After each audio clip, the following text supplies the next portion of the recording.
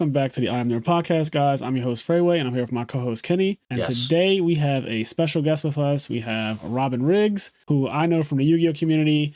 Some of you might also know her from the Yu-Gi-Oh community. But Robin, why don't you start off by telling us a bit about yourself, get everyone acquainted with you. Oh gosh. Okay. Well, I have been playing Yu-Gi-Oh since 2010. I tried to play competitively. I'm not that great at it, so I just try to have fun and play what I want to play. So I've been doing that for a long time. I have a 9-year-old. Her name is Ariel. I just moved away from Ohio and living in Kansas currently. Okay. And would you describe yourself as a fellow nerd? Oh, yes. Absolutely. So what are some nerd things that you're into? Oh, I've been a nerd since high school. I was a math geek. Oh, you're that kind of nerd. Oh, you're a true nerd. Yeah. I'm a true nerd. Yeah. Not an imposter nerd like us. No, well, I guess Fraser's technically a math geek. I was about to say, I'm probably the most math geek you can get on fucking account, for God's sakes. So, yeah. Yep. And then once I graduated high school, I moved back to Cincinnati, and I went to the mall one day and saw a bunch of people play Yu-Gi-Oh, and that's how I got into it. And then I've been playing it since. I've traveled to at least half of the United States already because of it. Same. So it's been a lot of fun. Yeah, no, Yu-Gi-Oh is great. And you said you started in 2010, which is a pivotal year for me because that's the year I first got on an airplane in my life. And I went to the Edison Untitled Championship, the 75th. That was at the beginning of 2010, I feel like, or one of the first events of that year, which is the format I'm currently playing in real life. So shout out to Edison format. And then, yeah, that's a big one right now. Yeah, it's huge. It's actually picking up steam all around the country. It's being adopted by a lot of locals, which I'm happy about, because if everyone unites behind it, then we can get something real going, some bigger events. And there's another Edison tournament coming up. So shout out to RBET and Ed and Edison for hosting those. He hosted one, I believe, in January that got like 144 players online. So that's really good. I'm a really big fan of 2010 Yu-Gi-Oh as opposed to 2022 Yu-Gi-Oh. But you did you play around the time the Edison format was a thing, or did you start after that? No, I played that year, but my first deck was a Gadget Monarch deck, and then I went to Machina Gadgets. Okay, I forgot that Monarch Gadgets was actually a thing because Ultimate Offering can be kind of nasty with that.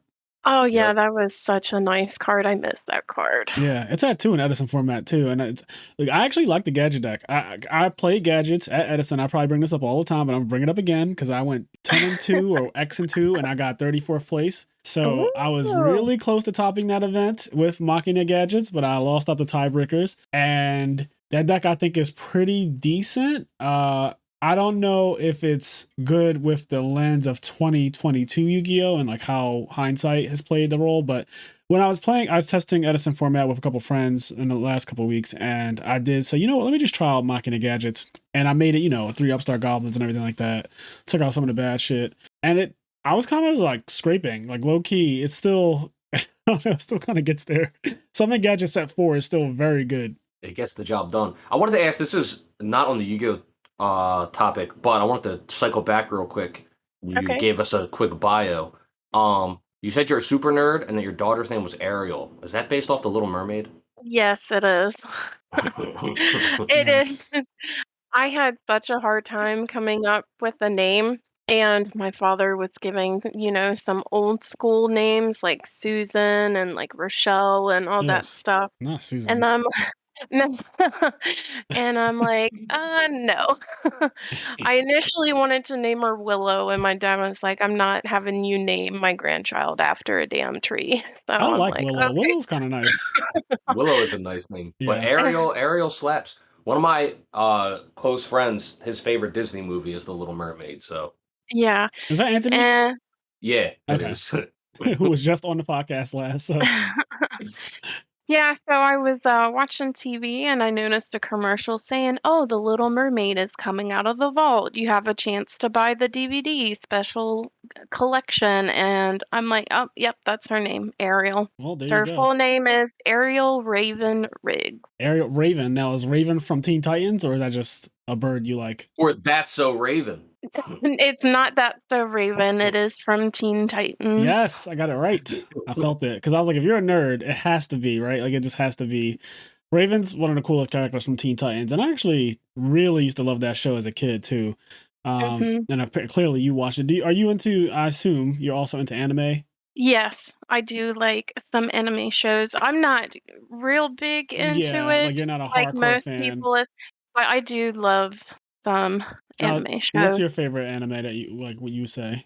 I know it's so cliche, but when I was a kid, I used to watch Sailor Moon all the time. I mean, we're Sailor Moon fans here. I love Sailor Moon. And then when I got older and had internet access, I discovered Samurai Champloo, so that was my favorite. Oh, Samurai Champloo is so good and so underrated too, I feel like. It is. That one's my favorite. Yeah, it doesn't get talked about enough, but that shit is so crack, especially the soundtrack. I love it.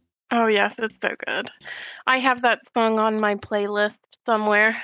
Yeah, I'm a big fan of, I think it was the ending theme. I forget. I don't even want to try to butcher the name of it, but it is one of my favorite anime songs ever. Oh, Shiki no Yuta. It was the intro. Yeah. Oh, yeah. Whatever it is, if it comes on or goes off. It was the intro song. I love that song. That song is so good. It makes me feel, it's like a sadness in it though, but I love it. I don't know. I'm a little emo, so no one's surprised about that. But speaking of good soundtrack, so we're going to be talking a bit about The Batman, the new movie that just came out this past weekend. And oh my gosh. That movie, you're a big fan of it. You're a big fan of Robert Pattinson, ex-Twilight actor. Well, I'm not a huge fan of Patterson. I am just a absolute nerd for the Riddler. Okay, so you're not fawning over him because he was Edward Cullen. Oh no. I mean, everybody's seen the Twilight movies. I'm not that huge a fan. Yeah. But I have comic books that I've collected that just have the Riddler on the front page. Nice. So you specifically like the Riddler. So I guess before we jump into this new Batman, how do you feel about Jim Carrey's Riddler? Because I know you had to have seen that. Well, I mean, he's the whole reason why I fell in love with the Riddler. Okay. That was my favorite Tim Burton Batman movie when I was a kid. Is just the way he portrayed the goofiness side. Yeah. And Jim Carrey, he's such an amazing actor. But I love Jim Carrey's a legend. Jim Carrey's the best part of that Sonic movie. Like that Sonic movie that came out. Yeah. Jim Carrey is by far the best part of that movie. He's so great. The trailer for the second one, he also looks amazing in it. Like he runs it. I didn't even see the first one, and I keep seeing the trailer for Sonic 2, because Knuckles is in it and Jim Carrey's in it, and he makes me want to watch it. Like, I don't really care about Sonic or Knuckles or anything like that as far as watching them in a movie goes. It's so good, though. I took my daughter to see that movie together, and it was really good. Yeah, it looks like something that would actually be, like, I would enjoy it. I probably will watch it once it's streaming, I'll probably watch both of them. It's just like, just something to put on while I'm doing something else or whatever. Because, those kind of movies, while they're great, it's just, I don't know, I'm probably outside of the age that'll really be able to handle, like, Sonic making his corny-ass jokes. Yeah. Speaking of something about being Oprah. Does he in the first movie? In the second one, yeah. In the second one, he makes a little joke about, did you get that from Oprah? And it's just like, okay. What a rant. Yeah, I saw the first one, and it's just like a cool movie. But Jim Carrey steals the show. But dude, the old Batman movies, I have such a kind of like a good memory of them because I used to watch them with my dad. Like they would just come on TV and stuff. I remember watching them with my dad. But the one I remember the most was the one with Mr. Freeze. I knew you were going to say that. I just watched that movie. Oh my God, I just watched it. It's so bad, but it's so good. Oh, and then Uma Thurman as Poison Ivy. Yep, she was really good as Poison. I liked her as Poison Ivy. I also liked whoever the fucking hot guy they got to play Robin. he was like absurdly attractive for no reason. That movie was he was a cutie. That movie was so cringe. Did his suit have nipples? It did. It did. The only thing I didn't like about the Tim Burton ones it was a different Batman every movie. I'm like, oh my goodness. Yeah, so George Clooney was Batman in that one, right? Was it George Clooney? He was Batman in one of them. I don't remember. Yeah, remember. no, it was Michael Keaton that did the Riddler one. And then I'm trying to think. Mr. Freeze, I feel like was George Clooney. George Clooney, Batman. I don't know. People voted who was the worst Batman, and George Clooney came up as pretty much the worst one. Either George Clooney or Christian Bale, I saw, was voted as the worst Batman. Oh, man, don't get me started on Christian Bale. No, we want to hear it. How do you feel about Christian Bale as Batman? So he is a really good actor. He was phenomenal in American Psycho, don't get me wrong. Yep. But I just felt his performance was a little flat for that trilogy. Yeah. But the person that made the Dark Knight movie was Heath Ledger, and I think that's the only reason why people liked it so much. I agree. Yeah. I think and Kenny's probably about to say something similar, but I don't really put too much stock into the Dark Knight trilogy outside of the actual Dark Knight movie. I think that is the pinnacle of Batman movies. It's still, even after seeing this movie, it's still my favorite Batman movie, and it is because of Heath Ledger's performance. It's just that it's so overwhelming. When the Joker's on the screen, I feel like that's when I'm really enjoying the movie, and then every scene he's not, they're fine, but the movie is really about the Joker, and he just steals the show in every single instance. It's so fucking good. I get super invested in his performance. Batman Begins was like pretty blah, and The Dark Knight Rises, not as good as the Joker and Heath Ledger, but the most interesting part of all The Dark Knight Rises is just Bane and his voice. Bane's voice is so good. Runs that movie. One thing about Christopher Nolan, he is fucking amazing at sound design. So I think the movie Dunkirk, which is a war film that he did years ago, and I believe it won the Oscar for best sound editing or sound design or whatever. But he has a thing about sound, and he likes to go loud. You're watching something from Christopher Nolan because even Inception, it's just so fucking loud. And some people might not like it, but I think it does add to the feeling of when you're in the theater and you can barely hear the person next to you, or you can't hear anything else but the ridiculous background noise, and it kind of makes you get that suspense feeling where your palms start sweating. You feel like somebody's really about to die or the city's about to blow up or whatever's happening on screen. He does that shit really well. So shout out to Christopher Nolan on being able to really capture sound that makes sense for every scene. The other thing I like about the Dark Knight trilogy, aside from Joker and the Bane, is Alfred. I think Alfred. That was the best Alfred. I do think that is the best Alfred. That Alfred was really good. So although Batman, I didn't get too invested in Batman and Christian Bale, but I think the Alfred was like really good. And some of his speeches and the things he said were really, really nice. I do agree. That Alfred was so good.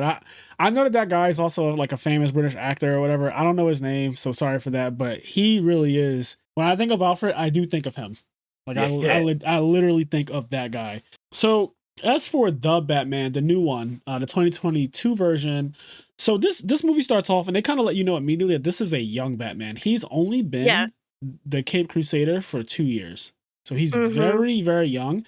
And I had to really think about that in a lot of the scenes where he's doing stuff that seems maybe a little out of character for Batman or a little inexperienced, but it makes sense because he's so young in his role as Batman.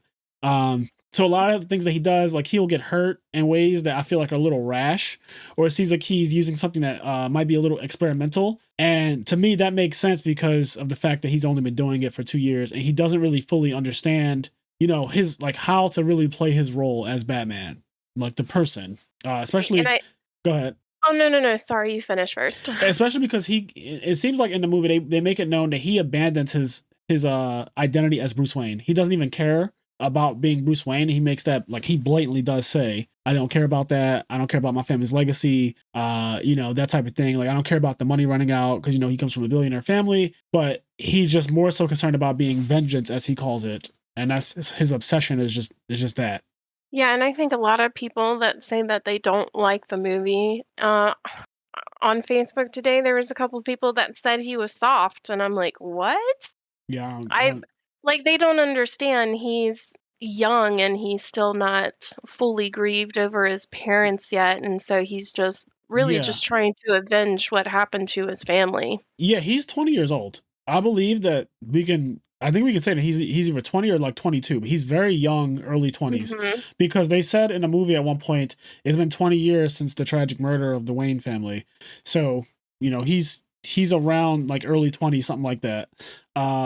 And that, you know, again, like him being so young, it matters for his character, because I think I didn't think about this until now, but most Batmans in the other movies are pretty old. At least they're like in their mid to late 30s. Yes, I think every Batman we've ever seen has been a 30-year-old man, like you said, mid to late 30s, not early 30s. I feel like all of them.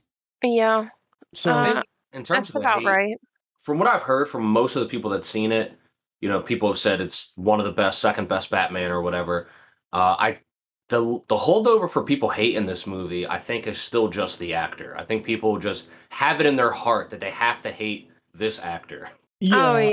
Although I will say that the reasonable people who don't just have these weird biases because he played in Twilight, which is so fucking immature and stupid at this point. The main gripe that I did see was the length of the movie being 3 hours. That seems to be the norm for hero movies lately. And I brought this up in my Facebook post. I wrote a really long Facebook post about the movie. But in that post, I said, I understand people's gripes with it being so long, because I do feel like the last 20 minutes of it or so felt kind of like it dragged. And they could have maybe cut the movie down a bit so as, you know, get around a 2 hour, 30-minute mark.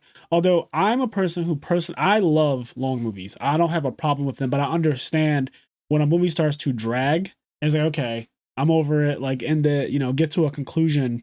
But for me, the longer the better, because I like all the character development I can get. I like all of the plot development I can get. I don't mind slow scenes. I can deal with that.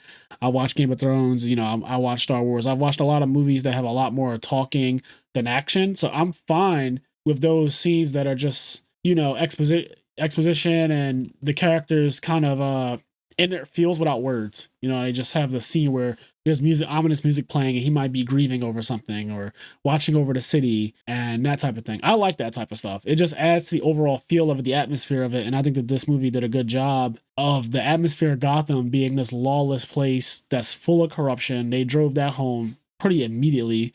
The movie opens with the mayor being killed, and he's up for re-election. That was an insane scene for an opening scene. Yeah, people. Someone actually wrote on Facebook today that they wish they could watch the first 20 minutes over again, but would never have to see the last 20 minutes again. So, and I was like, damn, I get it. The first 20 minutes was so good because it opens, you know, the corrupt mayor is running for re-election, and he's scheming on how to like steal the election, basically. Like he's already up to no good, trying to pull out some favors from some corrupt people. And as he's on the phone talking, you literally just see the Riddler behind him in his house. He's just in his house. Somehow he's behind him, and he's very quiet, and it's very eerie. This movie has a vibe to it that reminds me of Saw. I think that's like blatantly what they were going for. It has a very Saw-esque feeling. If you remember in the old movies, Jigsaw would literally come behind people and put them to sleep. He would stab them with a needle, put them to sleep, and kind of sometimes put a bag around their head or whatever, choke them out. But it was him going out in the field on his own and getting people to torture them. So in the beginning of this movie, when you see the Riddler, he's kind of behind the mayor, and the mayor has this whole conversation, and then he just comes behind him and he bludgeons him in the head. And it's so to me, I wasn't expecting, because the movie's so dark, right? Like, wouldn't you agree? It's such a dark movie. I wasn't expecting it.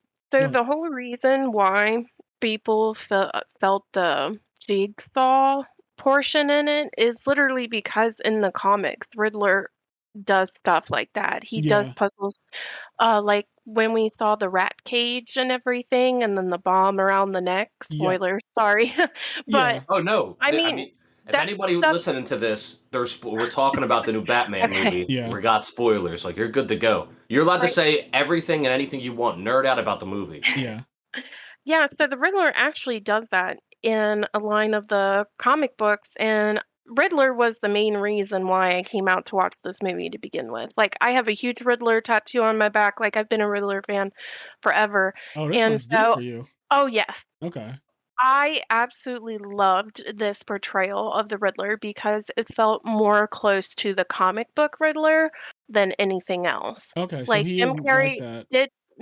Jim Carrey did do a really good job as far as the campiness of most Batman movies, but as far as like the actual real feel of the Riddler and his puzzles and how he tortures the people, it was almost spot on. So I was so happy with that. Who was the actor for this one? Oh, I have to look it up. So the Riddler. While Fraser looks that up, I want to ask, the Riddler tattoo that you have, is it like the Riddler question mark, or is it the actual character? No, it's okay. So it's like a purple. It's the purple bat symbol turned into a question mark. So the outline is purple, and then in the green, it's shaded in like that neon green, and then above it, it says "Riddle me this." It's a pretty big tattoo. That's pretty dope. So the guy's name is Paul Dano or Paul Dano. Yeah. I don't know how to say it correctly, but yeah, Paul. I didn't know. So he looks extremely young in the movie when they finally do unmask him. To me, and I guess it's because he kind of grew up with Bruce Wayne. They're around the same age. And when he gets unmasked, he looks super young. But then you got to remember, Robert Pattinson is portraying a 20-year-old Batman as well, like 20-something-year-old Batman. And so that makes sense. But in real life, this actor is 37 years old. And yeah, have you watched Little Miss Sunshine before? No, I haven't. You guys haven't seen Little Miss Sunshine with Steve Carell and Greg Kinnear? Is that where he's from? Yes, he plays the older brother. Gosh, I'm such a movie buff. He looks creepy as fuck in this movie. I mean, like, honestly, when I first saw him, I laughed a little bit when they first unmasked him and he starts acting. It's, I guess, psychopathic, sociopathic, whatever you want to call it. But he looks like a young Bill Gates. I made the joke to my friend while he was sitting next to me in the theater. I was like, doesn't this guy look like fucking Bill Gates? Like, is it me? Like, he looks just like, because he had the glasses on that are really thick. And then he just has this certain, I don't know how to describe it, but this certain absent look in his eyes. Like, he's not all the way there. And that's great acting, because I'm looking at him now on Google Images and he just looks like a normal person. But then when you see the way he's looking at Bruce Wayne, and even the way he says it when he's locked up, he's like, Bruce Wayne. And he just keeps saying it in a really creepy way while Bruce is in his Batman costume, blatantly saying his real name over and over and over again while, you know, the camera's on him, so people are hearing the secret identity. It's just really good acting, and I think that he did do a phenomenal job. Most of the movie, he's covered up in his costume, which is completely different from the cartoony version that I've seen in iterations. You know, usually see him in a green suit of some sort with question marks all over it, but in this movie, it's much more realistic, I would say, right? Like, he's in some, I don't know what to call it. He kind of looks like he's about to go on a terrorist attack, a terrorist bomb attack of some sort. He has this black mask, like a gas mask type of thing going on, and just like this black cargo kind of outfit. It's just very creepy looking, especially when he's like in that opening scene when he's standing behind the mayor and you see him in his house for the first time. He just looks like somebody that you would be scared as fuck to see in real life. Well, this is also just an introduction movie to him, because towards the end of it, they give us a glimpse of who I'm going to assume is the Joker in the cell next to him. So I think the next one, they might team up and try to break out. And who knows, he might have a different style then. They were suspecting that might be even Two-Face because his face was messed up, but then he started laughing. And I was like, well, that laugh is definitely not, I don't recall Two-Face laughing like that. So I'm curious as to who that actually is as well. I don't follow the comics at all, so I don't know. But it did seem like the Joker at the end when he started laughing. Yeah. Well, I know in the comic, both Two-Face and the Joker team up on 2 separate occasions. So, but as far as the Batman, everybody loves Joker, so it's I assume it's the Joker. And also you can kind of see the scar on his face to where it makes it look like he's smiling. So that was another thing that I thought was the reason why it might be him. I really want to see this movie again. Also, I want to backtrack a little bit. I want to backtrack just a little bit here. I want to go to where we were talking about Saw and the comparisons of Saw and this Batman movie and the Riddler, the villain. So now that you've said that some of the things we see in this movie were actually in the comics, it kind of makes me feel like Saw was more inspired by the Riddler and not vice versa. It was. Yeah. I'm getting that vibe now because the Riddler's old as hell. It is. The Riddler goes back to like the 60s, I think. I think that's the first Riddler comic. I Googled some stuff today, or like early in the day. I think it's like the first Riddler came out in like 1964 or something like that. So if that's the case, and then you have Jigsaw who, you know, leaves puzzle pieces and he does the rat thing. Like in this movie, he literally does one of the Jigsaw from the Saw movie. He does the rat thing where it kind of they eat through you and gnaw at your body to get out. He does the collar around somebody's neck that explodes. So a lot of things that you literally see in Saw are in this movie. So the comparisons are going to come, but I think that the Riddler was the inspiration for Saw, not the other way around. Not Saw being inspiration for this Riddler. So that's exactly. cool. That's cool to know. Yep. Yeah. Online doesn't really confirm it, but when I first saw a couple of the Saw movies, I'm just like, oh my gosh, this is so Riddler vibes, and that's why I liked the Saw movies, just because. Plot twist: the guy in Saw could have been the Riddler. Who knew? Who knows? Yeah, I mean, this movie, I really, really liked the overall dark feel of it. This is the darkest Batman movie by far. It is so dark. So just to go into that a little bit, like I said, in the very beginning of the movie, he bludgeons a guy with a metal weapon in the head, like immediately, just like beats him to death. And then they show like a lot of other movies will kind of do an off-screen thing where they'll tie him up afterwards or whatever, but they show him pull out like a long thing of tape and like start to wrap, like tape up his head, and this guy's dead. Like he's bleeding out of there's a head wound, there's blood all over the carpet, there's blood on the weapon that fell, and he's just kind of like, he does this really long breathing thing when he gets on top of his body. He's like just really deep psycho breathing. And then he's wrapping him up. And then in the next scene, when you see the dead body, and it's like to Batman, he leaves a little letter on his body and he cut off his finger. It's really dark. And then when they found one of the clues, and one of the clues says drive. So then Batman goes and says, we need to go look at the mayor's cars. So they go and find all the mayor's cars, and the mayor's corrupt. So he has all these expensive ass cars, right? He has a garage full of cars. And they go into one of them, and the detective Gordon says, what are you looking for? And he said, I'm looking for a USB port, which didn't make sense at the time because the clue was drive. And then he finds a USB port and there's a fucking flash drive in it, and he pulls it out and it has a fucking thumb attached to it, and it says, he's like, thumb drive. And then the scene, I was blown away. Like I was blown. Like it was so dark, but so good because he cut his thumb off. You don't know what's going on with that, but then they find it later on with a clue that says drive. They go to his car. He finds literally a thumb drive, and then Batman holds it up and he's like, thumb drive. And then the scene goes, I was like, this is already amazing to me. This is like the first 20 minutes. It's already fucking amazing. I know, and then it had a fingerprint, and that's the thumb that they used for it. And just the guy touching the severed thumb, I was like, oh, so it gave me the heebie-jeebies. Oh, they do such a good job at the overall dark feel of it. I think perhaps the darkest scene to me was later on, the girl that they have been like trying to figure out where she's gone. She's been missing. She's Catwoman's one of her good friends. I won't say her best friend, but she's one of her good friends or whatever. And by the way, Catwoman was amazing, but she's so gorgeous. Zoe Kravitz. Oh my gosh. She is so fucking beautiful. And I know it's a criteria to play Catwoman. You have to be drop dead gorgeous. Like pretty much all of them have been pretty good looking women. But Zoe Kravitz has this certain sexuality about her. This certain, like, I don't know. It's just this extra thing. Like there's just lust all over her. And she's beautiful.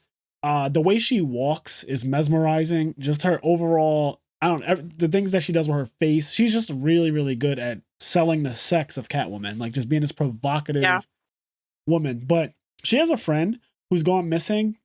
And there's a part in the middle of the movie, I guess it's more so towards the end. The movie's so long. There's a part in the movie where you listen to this girl being killed through a voicemail. And it was uncomfortable in my theater. I could tell that everyone, including myself, it was very quiet because the girl is being interrogated by one of the crime bosses. Which was Catwoman's father. Yes, Catwoman's father is interrogating the girl, like, what did he tell you? What do you know? And then she's like, he didn't tell me anything. And then obviously, eventually she says, all he said was this. And, she's crying. She's like, all he told me was this. And she tries to keep it very, like, I don't really know anything, but she still kind of says, like, I do know enough to where I need to die. At least that's how I interpret it, because she was trying to be vague about what she heard. But to me, all I kept reading was, you're trying to act like you don't know a lot, but I think you know a lot more than you're putting on. And he's like, it's okay. And the next thing you know, you hear her being strangled. And as she's being strangled, Catwoman's father is saying, "Oh, it's okay. Just like calm down, relax." As she's literally being strangled, and you can hear the sounds of her kicking and probably clawing and trying to fight it. It's horrible. It's a really dark scene, and it's completely silent. All you hear is her and the choking sounds. It's really dark. And my entire movie theater was just quiet. It was fucking silent in the theater when that was happening. And it was, and for a PG-13 movie, I thought it was way too dark. Yeah, I don't think a kid... Oh, that's surprising. I took my daughter to see it, and as stuff was going on, I was like, oh my gosh, maybe I shouldn't have brought her. Yeah, there were scenes where they were doing drugs, and they called the drugs something else, but it was dark. Go ahead, Kenny. I didn't know this was rated PG-13. I mean, I guess they wouldn't want to make a Batman movie rated more than PG-13, but for anybody who doesn't know, I haven't seen the movie yet, but I've seen a bunch of Batman movies. It's Batman. I'm not too worried about spoilers. I think when I watch it being Batman, like, you can spoil everything for me. It's not going to ruin the movie for me. It's one of those things where it's like, at least for me, I've seen so much Batman, read so many comics, that spoilers for this movie isn't going to ruin it for me. So anyway, that aside, everything you guys have been describing, me not seeing the movie yet, there's no way I would guess it was PG-13. It is. It's PG-13. Yeah, and it surprised me too because, like, so I went over the strangulation scene, but that's only one of many other dark scenes. There's another part where a guy's head gets blown off by that collar thing from Saw. It just. Oh my gosh! Yes, I didn't expect that. That was insane. I did not expect that. I thought for sure that because Batman was in front of him, like Bruce was. Well, he was Bruce at the time, but Bruce is directly in front of this man. So I guess no, he was Batman when he came back. He came back at night in full costume, and I thought for sure he's going to stop this guy's head from exploding. And that just doesn't happen. Ooh. There isn't a way to I don't think there was a way to do it. He had to, like, supposedly the Riddler gave him an out, which was if you could solve these 3 riddles in 2 minutes, 3 questions, 2 minutes, he tells him. And it's funny because this is another thing that I really love about this Batman movie. So Kenny, and the other Batman movies, I don't know if you really get World's Greatest Detective from the previous Batman scripts. Nope. And yeah, not in to talk about the most famous trilogy, at least in modern history, is The Dark Knight, right? Right. In those movies, he doesn't really do detective work, it feels like. He more so is just this brooding, dark creature. And, like, he does figure things out, but more so, it doesn't feel like he's an amazing detective. Like, in the one thing when Morgan Freeman's actor was like, after I do this, like, I'll never do whatever again, where they just, like, bug all of the phones. Yeah, like, he just sonars the entire city.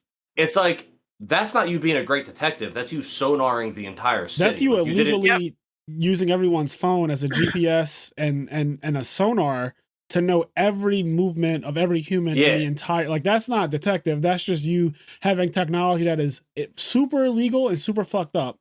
Yeah, whereas in the comics, all the comics I've read... Not all of them, but a lot of them, they really drive home some of the great ones, that he is a detective and he can figure things out and he has great deductive reasoning. But the Batman scripts, you don't really get that. Yes. So this movie, and my whole point is that this is a detective Batman, and they wanted that to be known because this movie plays out different than any other Batman movie before. There's one main villain, and it's the Riddler. And the entire movie is just Batman on this case trying to solve and figure out who the Riddler is, get to him, and stop him. It's like the whole thing. So they don't ever come face to face until pretty much the end of the movie. Whereas Batman in other movies, he has many run-ins with whoever the villain is. Even if it's the Riddler, he kind of runs into him a couple times before he actually, apprehends him. In this movie, he never runs into the guy until the very, very end, or at least if he does run into him, he doesn't know. When I think that's important because it kind of seems like one case and he's slowly solving the case. What I really love about it is when the movie opens and the mayor's killed and they find the mayor's dead body, thumb missing and all that stuff. Commissioner Gordon, I guess he's not the commissioner at the time, but Gordon and the other officers are around and they're reading all the riddle stuff and they're looking at the scene of the crime and they're trying to uncover whatever they can. And while they're doing that, Batman is walking around the room and he's looking at stuff. And like, we get to see what he's looking at. He sees blood in certain areas. He's looking at paintings. He's looking at the body. He's looking at the way things were done. And it's so fucking cool to me how they don't understand anything.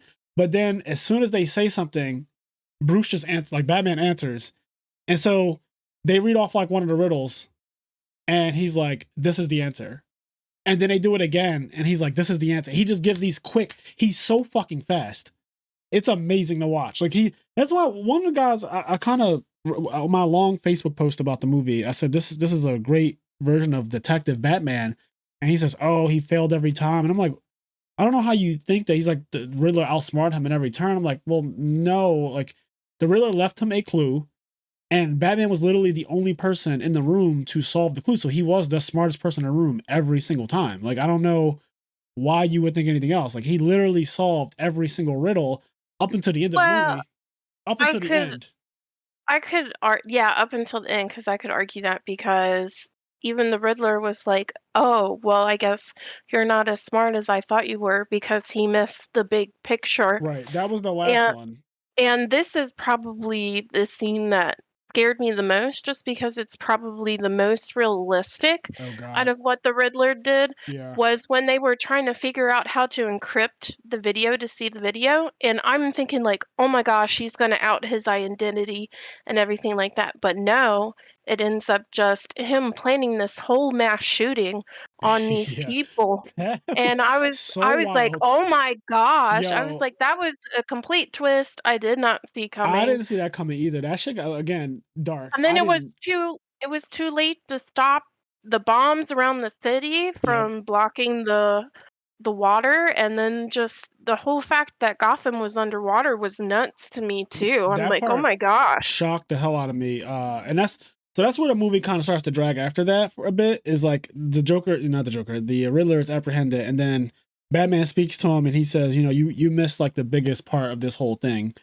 And then that's when, you know, it's too late by the time he figures out, which I thought was great. I thought it was great that Batman not figuring out this last part of the Riddler's game cost probably a lot of people to die. Like, I imagine those bombs and then the whole city of Gotham flooding the way it did, I feel like that shit had to have killed a lot of people. Like, a lot of people died in that. It looked wild. And at first, when it was happening, I thought they were doing that thing that movies do where they show you what would happen if the bombs go off and he doesn't stop it. I thought it was all hypothetical at first.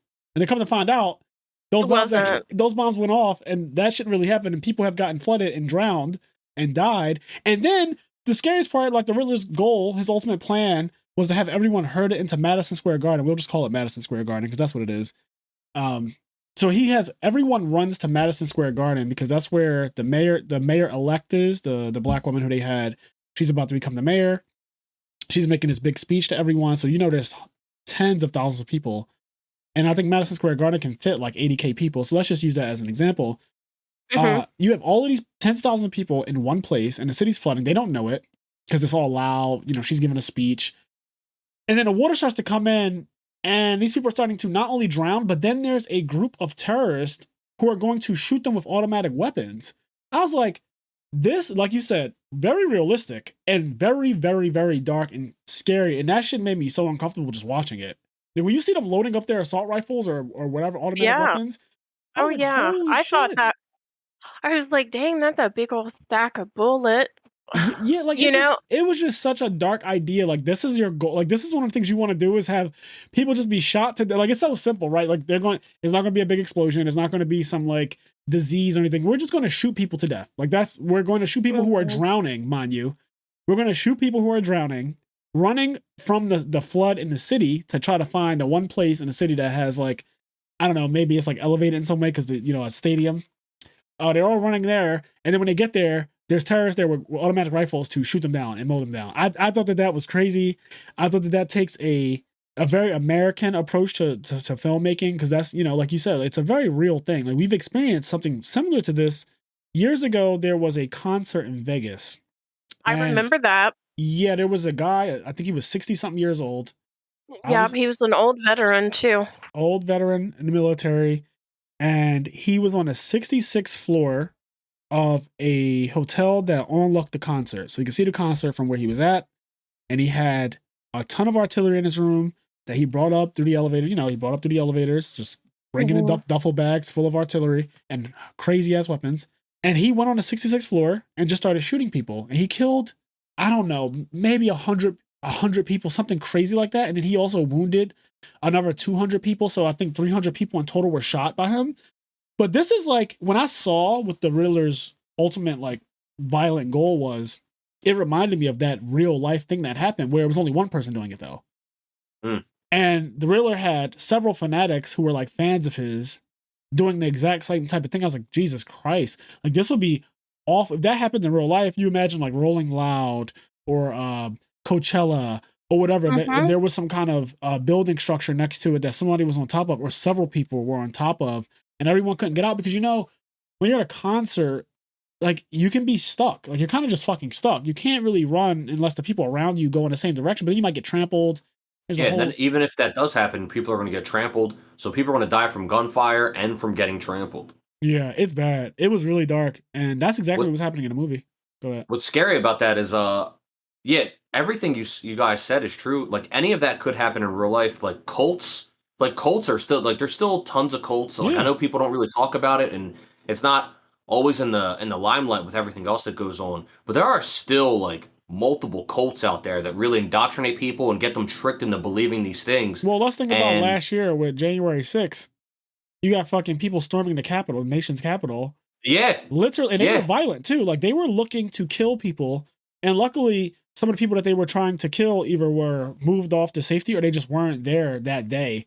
But their goal was violence towards some of the elected officials in our country. And that is scary. Like these fanatics literally rushed the nation's capital, which is treason. It's just fucking straight up treason. And they like, there was violence. There was all types of crazy shit. And, you know, a lot of people just went like, oh, they harmlessly did certain things like vandalized offices and stuff like that. But it still can get, the fact that they were in the Capitol building, right? Like they're in the building, they're destroying property. Yeah. It could easily have turned into a situation where they're shooting. You know, people are like, like if they had assault if it was the same situation, but half of them brought, or not even half, 10% of them brought assault rifles. Yeah, like you're looking at a completely different situation, and it's still horrible what happened. But just think about like how violent it could have been. It's, you said, these cults do exist, even if they're not necessarily formed by any one person. It's just like internet culture. There's these little communities out there, these little chat rooms where people, obviously that shit was coordinated by somebody. Like some group of people decided like, we're going to do this. We're going to storm the Capitol.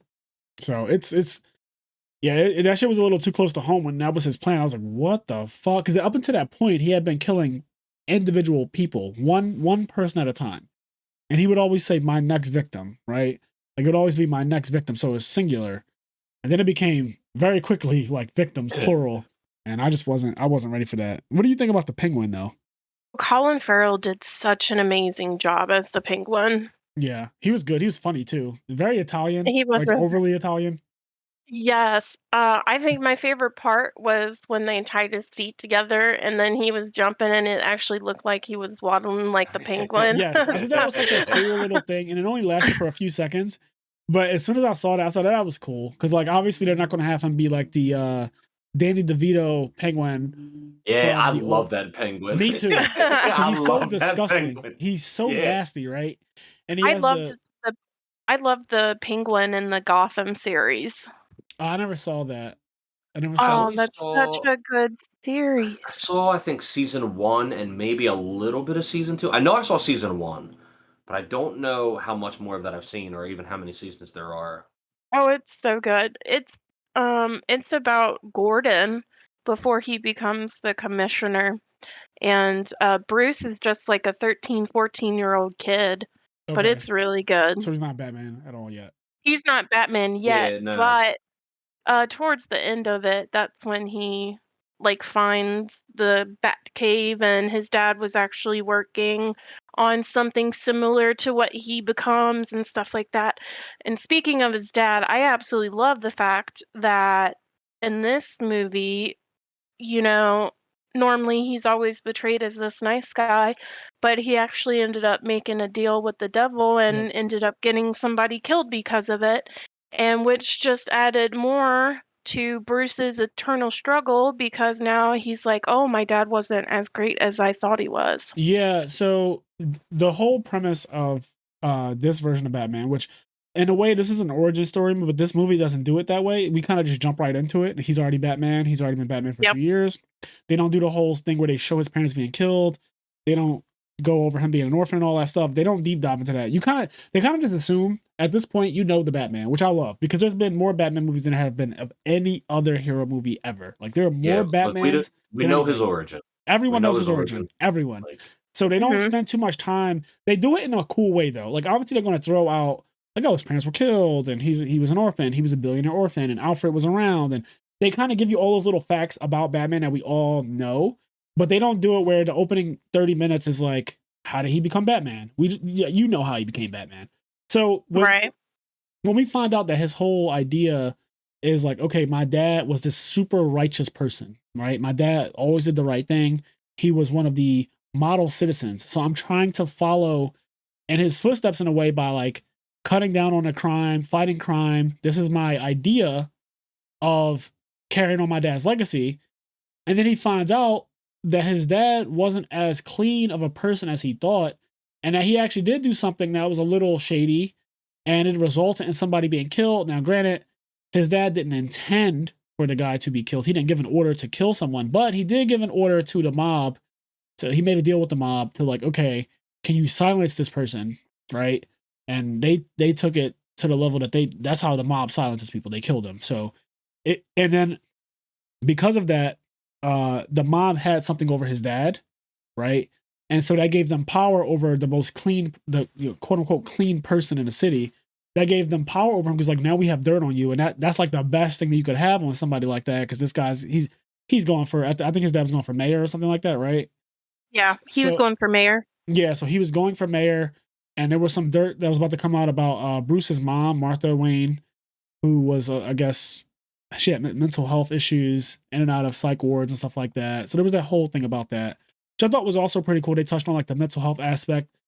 And I do feel like in a way that they kind of wanted us to know that his mom suffered from mental illness, because Robert Pattinson's Batman, his character as Bruce Wayne, he does seem very off or kind of absent in a way. Like, he's just so detached is the word I'll use. He's very detached from his humanity. Right? Like, he's more of the Batman than he is Bruce Wayne, clearly. Yeah. And to point on that, I think that's so true, because when the Riddler said, I know who you really are, this you in this suit, that is the real you. Yep. Yeah, it always goes back to that one meme. I guess it's not a meme, but it's in the comics. But Wonder Woman, she uses the lasso of truth on Batman. Love that. And she uses it on Superman. And Superman, she goes, who are you? Or like, what's your name or something like that. And then Superman says, my name is Kal-El, right? And then he says like Kal-El Clark Kent. And then she says like, I'm Diana, Princess of Themyscira. Yeah, and then Batman goes, I'm Batman with a period. And that is just it. That is just it. He doesn't say Bruce Wayne. He says, I'm Batman. And it just has a period, and that is fucking it. There's no more dialogue from him. His mouth is pressed in the hard line. I love that shit. That will always be a classic. Like, and I don't read American comics at all. I'm an anime person, I'm a manga person. But like, that shit makes me want to read American comics. It's such a good, like, it's so good. But so when Riddler says, this is the real you, and we've heard that before. This isn't new ground that they're breaking in this movie. There's been plenty of times when people are like, the real costume is Bruce Wayne is your costume. Like, yeah, like that's your costume. You know what I mean? Like, you're really Batman. Same way, Clark Kent, his costume, the costume is Clark Kent. You're Superman for real. That's who you really are. When you put on the glasses and you pretend to be this reporter who works for a news station, like that's your costume. That's you trying to be one of us, be a human being. It's so funny in like the cartoons from the 90s or early 2000s, because Clark Kent, this clumsy Clark Kent in those cartoons, is buff as fuck. He's got this big square chest. Like, he's huge. Yeah. And and people try to make fun, like, oh, nerd. It's like, do y'all not see how big this man is? Like, all right, this nerd's been fucking working out. Like, what are y'all on? Yeah, so I do think the back to the just like the overall feel of the movie and him being Batman more than Bruce. There was the part where Alfred tries to talk to him and reason with him several times actually throughout the movie. He doesn't listen to Alfred in this movie, and this also goes back to the thing about him being young. Young men especially don't like being told what to do. They don't like taking people's advice. They don't like listening. I thought this was very this is very normal. This is a thing that probably every guy who, if you're in your later 20s or early 30s, you remember the period where no one could really tell you anything and you were just a rebel. And so Alfred tries to, because Alfred's old always, he's much older, and he tries to give Bruce some advice and just like help him along his way, because he knows the path he's going down, where it leads. Like, right? Like, if you keep going down this path, there'll be no humanity left in you. You're staying the Batman too long. You're abandoning your identity as Bruce Wayne, which is important. And he just says, I don't care about what happens to me. I don't care if I die. Like, he says that word for, like, I don't care if I die. And it's so rash. It's such a young man's thing, like running head on. I don't care about my life. As long as I, solve some crimes and I'm vengeance, it doesn't matter what happens to me. And he beats his body up a lot in this movie. He gets fucked up a lot. I think a lot of that is the parachute scene shocked me, because I'm like, dang, he got roughed up. So there's this part where he's just like flying down. I forget where he's flying down from the police headquarters. He like escapes, right? So he's running from the. Yes, that's he got right. Locked up. Yeah. Yeah. So he's flying or whatever, and I thought that suit was really cool, where you could see him fly. Yeah. And then he does a Nibble Mananga. Yeah. He does that thing. The squirrel. The squirrel monkey thing, or whatever you call those things. The flying squirrel. Yeah. He does that.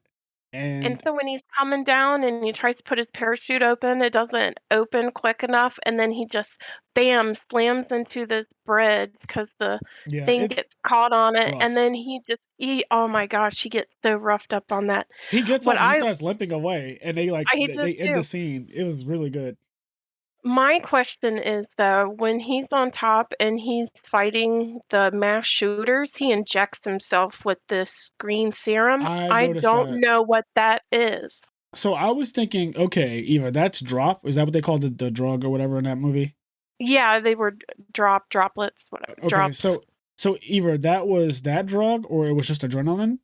I assume again, this is just assumption, but I assume that it was pure adrenaline. Like, he just injected himself with adrenaline because he did it, and then he kind of like took one of those crazy inhale deep breaths, and then he kind of got up and he was all energized and he started beating that guy to death, literally. Like, he literally started pounding the guy's face in.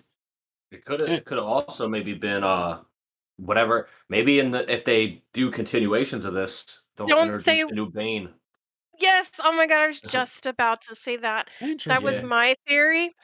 Just because Bane uses that serum all the time to power himself up. So it's like, I wonder if that's where Bane gets it from in this storyline, is from Bruce Wayne.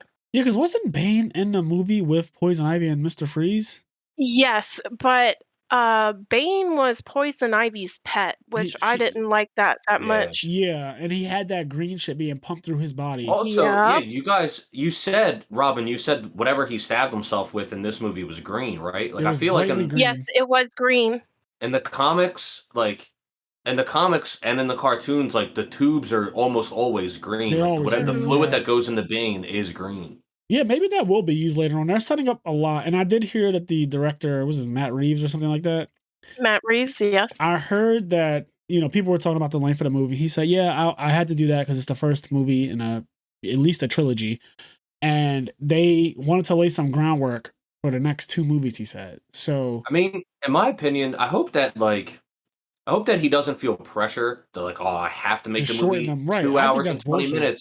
Because we talked about this before, but Infinity War being 3+ hours, that No Way Home, insane. No Way Home being 3 hours, like, those movies are so much better for the fact that they're longer. Yeah, if you made those movies shorter, they wouldn't be as good.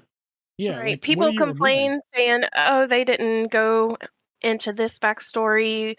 Why is there this plot hole? Like, this doesn't make sense. What happened to that?" And it's because you don't want like a 3-hour movie. Yep. Yeah, it sucks because I think that this is the result of a TikTok generation of people where everyone's used to these quick clips, and your attention span is so trained to look at things that are 15 seconds or 30 seconds or 60 seconds, and that's all you can handle. And whenever a scene goes too long and there's no explosions, there's no guns, there's no fighting, people just can't deal. They hate it. And I don't get it. I am so old school, so I can sit there and watch, like I said, those exposition scenes where a person is just brooding over something or feeling something. Like let the person feel something on screen without words.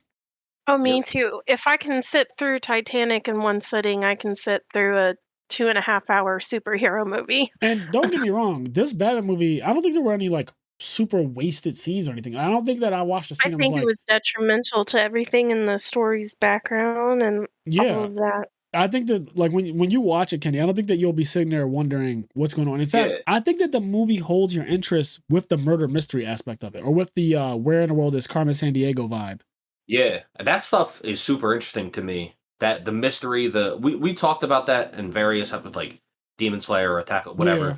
The mystery makes it. That shit hooks you in, man. Like the action, the explosions, the fights, all that's cool. It's great. But what really keeps you into a story and invested in the long haul is like that hook, the what happens next. You're going to love, like, Robert Pattinson's Batman is, to me, he's so cool because of how smart he is. I just appreciate when I tell you that someone will read out a clue, because throughout the entire movie, the Riddler keeps on writing things and it will say, it will be addressed, it says to the Batman.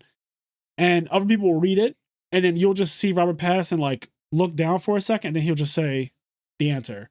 And that to me, it's just so, because we don't even, what's cool about it, we don't get enough time as the viewer to figure out the answer before he says it.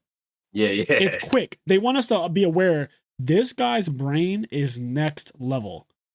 And so the whole like, oh, he's not the smartest person. I'm like, I don't know how you got that, because he got all the way to the end because of his ability to solve all the riddles that the Riddler gave him. Like the Riddler leaves breadcrumbs. He wants to be found.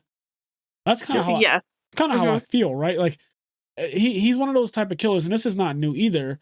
You get this a lot where the killers, they want you to find them. They want you to solve the things and figure out what's going on. That's like the game to them. It's like, can you do it? Yep. I will say he did have trouble figuring out the one riddle with the rat with wings, because he's like, oh, it could mean this, it could mean that, and it was actually Falcone.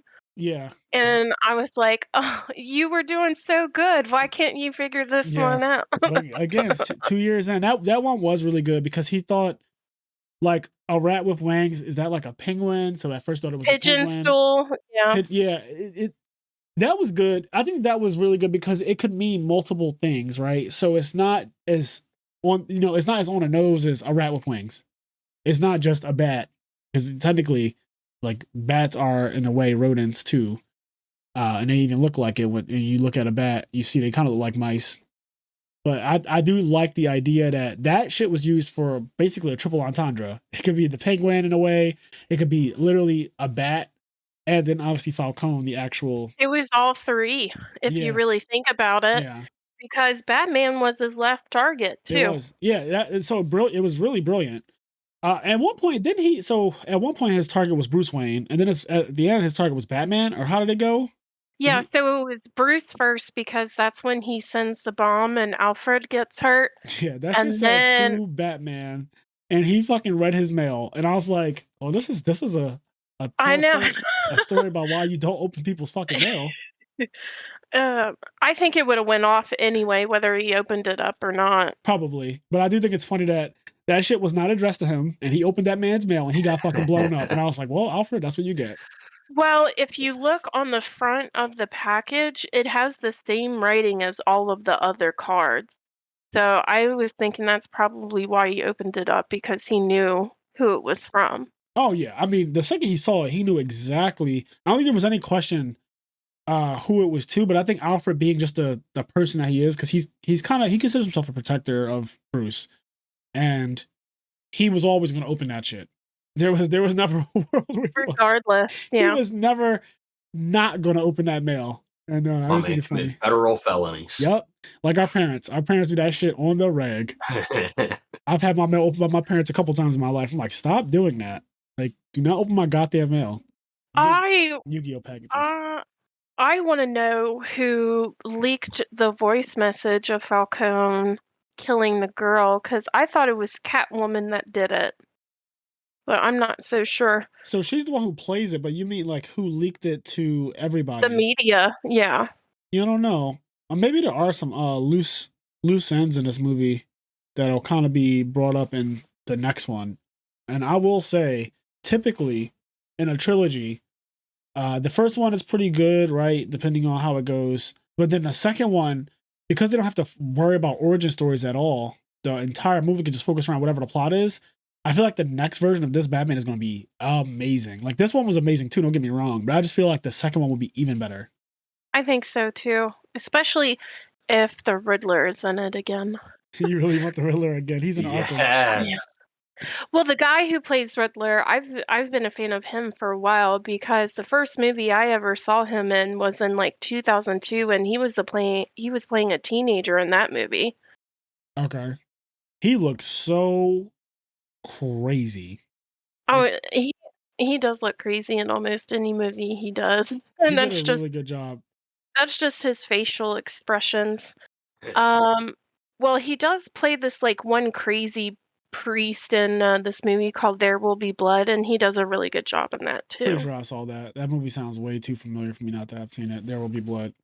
Yeah, go ahead. It's interesting because there's like this stigma, I guess, of sequels or middle child syndrome in video games and in movies, where there's a lot of movies where the middle movie is the worst one, where the middle game is the worst one, or because it tries to do too much and it gets a little confused or whatever. But in superhero movies, it does feel like, especially for trilogies, the middle ones usually end up being... about Spider-Man, like, the original Spider-Man movies, the second one was the best one. Yep. I would say Far From Home was also really good. Like, obviously, it's not better than No Way Home. No one could expect No Way Home to be as good as it. Well, that shit was crack. But Far From Home was amazing, and to me, better than the first, like, Homecoming. Mm-hmm. And then, in general, I'll say that lately, like, let's say the last 10 years, I think that in the case of trilogies, the second movie has not been bad usually. Yeah. Like, that whole stigma is kind of being it's kind of just not true anymore. Like, the second movie is bad. You know what I mean? Like, like, there's that whole the sequel was always, the sequel's bad. Yeah. Well, yeah, because keeping it in superheroes, like Iron Man 2 is pretty bad. Yes. But then, like, and Thor, the Winter Soldier too, right? The second Thor is unwatchable. The second Thor and Ant-Man and the Wasp are the worst Marvel movies ever made. But you were about to talk about Winter Soldier. Winter Soldier is one of the best Marvel movies ever made. Like, that movie's insane. Top 5 Marvel movies ever. It's so fucking good. And it's a sequel. And so I think that over time, and maybe it's just superhero movies, but they are kind of getting rid of that whole the second movie. The sequel's terrible. So I'm excited for the second one. The Dark Knight is also the best of the trilogy, right? Like, that is the movie. People talk about the Dark Knight Rises sometimes just to bring up Bane and his voice. But at the end of the day, the Dark Knight is the one. Like, that is the one. Yeah, when people talk about the Dark Knight Rises, it's always Bane. It's like I was born in the dark. Like, I often forget, like, oh yeah, Catwoman's in that. Anne Hathaway is Catwoman, and she's a good Catwoman. Don't get me wrong. Like, I like her acting. She's okay. She's fine. I actually really like her because of the one scene where she's captured by let's just say some mobsters, and she's in there, and they make her make a phone call. And then the whole place starts getting shot up, and there's a police raid. And when they come in, she's screaming frantically like she's literally a victim in distress. And then after the guy passes, she's like looks back, and then she fucking walks out, rips like the way she just like changes her complete outfit and everything, because she looks like a maid at one point in the movie, and then she like rips off both the pieces. She's in like a little black dress now. And then she kind of goes back, and she's like, "Oh my God, they're back there, they're back." And then she starts walking again like a normal person. I love it. Like, I love that quick transition between distressed woman victim to savage cat thief. Right. But Zoe Kravitz, and I want to expand on her character a bit more. Oh, she's so beautiful. She did such a good job. I feel, and we talk about her beauty a lot, and I don't want that to feel like it's overshadowing her actual Catwoman. It's not. It's not. But her beauty is something it's just unreal. But as an actual Catwoman, she has all the things that make a good Catwoman, right? So she's a typical thief. She's on a run, right, from her past in some way. She's always trying to escape. Typically, she's in with some bad people. Like, that's always kind of a thing with her too. She's always somehow linked to mobsters or linked to some people who are just not doing good shit. Like, they're like, in this one, she's linked with the Penguin, and then her dad is the fucking actual mob boss, like the top of the chain mob boss. Like, he's the top of the chain. And I thought it was cool because they made him like a mixed black guy, And at first I was like, oh, okay, I've seen that guy in something. He's like this tall, mixed black guy, like a curly hair, curly fro. And then, Zoe Kravitz is also mixed blatantly. She's like a very light-skinned black girl, mixed. And then come to find out it's his daughter. So I think that was a cool little plot twist. But just like everything about her and the way she's a love interest to Batman, she's also kind of like that anti-hero where she does help him, but at the same time, she has her own little agendas, and sometimes she even double crosses him or goes against him. That's just Catwoman to a T. Like, if I had to say describe Catwoman in 5 things, like those are the things. She's beautiful, she's elusive, like she's on a run, she's a thief. She also knows how to fight really well. I think that the way the choreography for her specifically is so good. There was one part where she's fighting a guy and she got put on a table. She does like these 2 kicks on his face. And I was like, God damn, like she's really good at fighting. Very acrobatic. Yeah. She is. Yeah. In fact, so it starts off with Bruce stalking her because he notices, he goes to question the Penguin and she delivers a drink to the Penguin, but she's noticing what Batman, he put down these pictures of the girl who's missing, which happens to be Catwoman's friend. And they make eye contact. Bruce and Zoe Kravitz, they make eye contact. And so immediately after that, he realizes this girl knows something about the girl I'm looking for. So he starts stalking her. He follows her back to her apartment. He has binoculars and he's watching her from a distance on top of a roof. And he sees her undressed, which, again, so fucking beautiful. Her body's insane. He's like on some peeping Tom type shit. And clearly he falls for her because she's, how could you not? But he finds her. He figures out who she is. He goes snooping in her apartment. He finds out her name's Selena Kyle. And he learns all these things about her. And then they get into a moment where she goes on one of her, she switches into her outfit as Catwoman. She gets into her all leather, puts on her little, ski mask looking thing with the little cat ears. And she goes out on one of her little night raids back to the scene of the crime, actually, right? She goes to the mayor's house and he follows her there and they get into like a fight. And then there's this one moment where they have to get quiet, but he like grips her up really close. It's like an intimate moment where he's all up on her body and they have to be quiet from him. So it's like very, like that moment I was like, okay, I know this man is probably getting a little woody right there. And she's like pressed up against him on a wall, right? And like he's just like super quiet and she's super quiet. I was like, I'm sure he's enjoying that. But they have like a little fight choreography, and even the choreography for that is really, really good. He never blatantly hits her, and she's trying her hardest to hit him. But he's clearly the better martial artist over her. So it's just really good. I just like a lot of things they did really well with this. There's that scene from the trailer I thought was also pretty decent. The scene where he's tracking down the Penguin, and the Penguin's on a run, and he thinks he kills Batman in an explosion, and you see the Batmobile come through the fire, and he's like, I got you. Oh yeah, that was so cool. We got to see the Batmobile. Yeah. I geeked out in the movie theater. I was like, yes.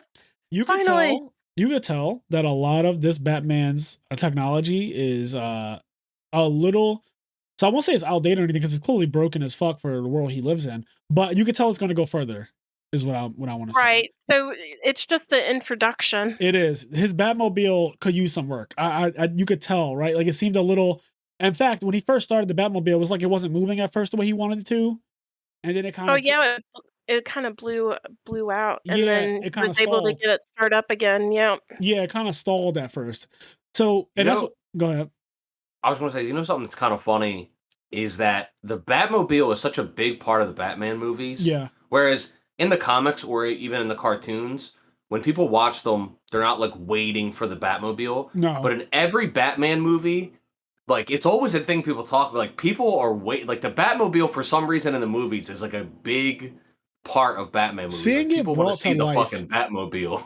Is seeing it brought to life, which is so cool, right? Because we've seen it in the 90s cartoons so much, and you see it in other things. And when you finally get to see this shit in a live action movie, I think it does. Sometimes it gets applause. I've been at theaters where the Batmobile's reveal will literally get people clapping. Yeah, it's interesting because everybody knows it too. Like the people making Batman movies, they know that without having to talk to anybody, the audience is waiting to see the Batmobile. So they've started to make the Batmobile like a reveal. It is, and this one doesn't come into the middle of the movie. So it has that same vibe to it where your theater may applaud when it comes. Yeah. It's literally a reveal. 2 things I want to talk about. Oh, go ahead, Robin. Oh, no, I was just going to harness on the Batmobile thing. I liked how in like the first half of the movie though, before we even see the Batmobile, when he's riding around before he goes into the suit, he's literally just riding around on this cheap motorcycle too. It's like nothing fancy or anything like that. Yeah. It's just a regular motorcycle. He looks very inconspicuous. I think that's like his goal too. When he goes out as Bruce Wayne, like in the, just as a human, Bruce Wayne, he goes in this outfit that I won't say he looks like everyone else, but he just kind of blends in, right? Like he just kind of doesn't look like anyone that you need to pay attention to. He doesn't draw too much attention to himself. Dark clothing, goes out at night on a motorcycle with a book bag, and that's just kind of his normal lay when he's not Batman. But two things that my friend Garen talked about on my Facebook post that I really do appreciate about this movie. One, they established very early on, like the first time he gets into an altercation, that his suit is completely bulletproof. Yes, so, I thought that was super cool too. Yep, so you don't have to worry about him getting shot unless it's shot in the face, because every time somebody shoots him, that shit just bounces off. It's just, they establish it really early on, and you just have to accept it from the gate. It's not something that comes at the very end where you're like, how the fuck did that not pierce him? The first time somebody shoots him, he literally kind of looks at them like, you fucking idiot. Because nothing happens. It doesn't have, like, a pistol, regular pistols that people in the street would have, because, he fights his first fight is with a bunch of gangsters. But regular pistols don't do jack shit to his suit. They just bounce off, ricochet. And so because they established that in his very first fight, it's like, okay, for the rest of the movie, then when he gets shot, you're not really worried. And that kind of holds true for the most part. There's that one scene where he gets hit with a shotgun, but every other time he gets shot at, it's just kind of like, you're retarded. Or I should, you're, what are you doing? Like, what the fuck are you actually doing shooting at me? Then the other thing that I really like that they established really early on is that this Batman, and this is probably how all of them should be, when he gets mobbed, right? When there's a bunch of people fighting him at once, not only does he get hit from behind often, the people don't just wait around for their turn. They literally jump him how someone would really be jumping a person. If they noticed that too. He gets fucked up a lot, right? Like he gets hit in the back with a bat. Like he takes real damage too from these things. Like when he gets hit, you see him kind of react to it. Like he kind of wobbles and shit. At one point, they start dragging him by his cape and he can't get his balance. Like there's two guys, they got him by the cape. He's on the ground and they literally yanking him and he can't, like he's kind of like being dragged. He can't do anything. And so I kind of like that feeling of, you don't see 7 people fighting this man and he beats one person down. Then the other guys who's standing there just waiting his turn to get beat up too is like, what the fuck? Like, why would you be waiting there while he's beating up on the guy with his back turned to you? They jump him. They literally jump him. So I also really liked how after he was fighting the people, the shooter people, how he was literally about to fall off. And then like you could just see the vulnerability and then Catwoman saves him. Yeah. Yeah, that's like the very end, right? When that guy's about to kill him. Yep. Yeah. And then you can see him on the verge of losing his shit because he just goes and starts bashing this guy's face in and they have to stop him from doing that. Yeah. He loses it for a second. That's after that adrenaline thing. Yep. I'm trying to think about that adrenaline thing's going to be coming. That thing's green. Coming back. It was so vividly green, Kenny, that they wanted you to realize that it was something special. Yeah. I think Robin. I think you're like it's going to be Bane. Like I think Bane's got it. And if not the next movie, I don't know if a third one's planned. I think it is. Matt Reeves said there was 2 more. Okay, yeah. I definitely think Bane's got to show up. Also, if this movie, I didn't know Penguin was in this. I knew it was the Riddler. I didn't know Penguin was in this one too. Mm-hmm. So it sounds like he's not the main villain in it though. He's kind of like a side character. Yeah. But once Falcone is like completely gone at the end of it, they show him and it's like other people now can take over where Falcone left off. They said there's going to be a power grab now, which the Penguin is clearly probably next in line theoretically. Yeah. Yep. So it seems like they're really building like they're building up Batman's catalog of villains. You know what I mean? Like you guys, like they've got Riddler, Penguin. I mean Falcone, who's not like a big villain, but he's in all the Batman stuff. And then the end of the Falcone movie, like a character? Yeah. He's a character from the comics. Okay, I didn't know that. Mm-hmm. The end of the movie teases either Two-Face or Joker. Yep. So. It seems like there's a lot of teases and a lot of things that are going to be going into they set Gotham up nicely.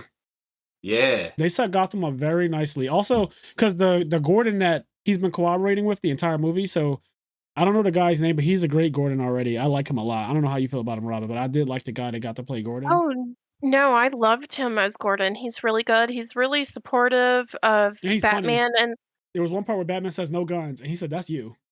Yeah, yeah. And he's black. Yeah. So that shit was so funny to me. I was like, that was such a black ass line. Like that line, I feel like was ad-libbed. He was like, that may be how you work. Yeah, because they go in to infiltrate something, and he's like, no guns. He said, "That's you."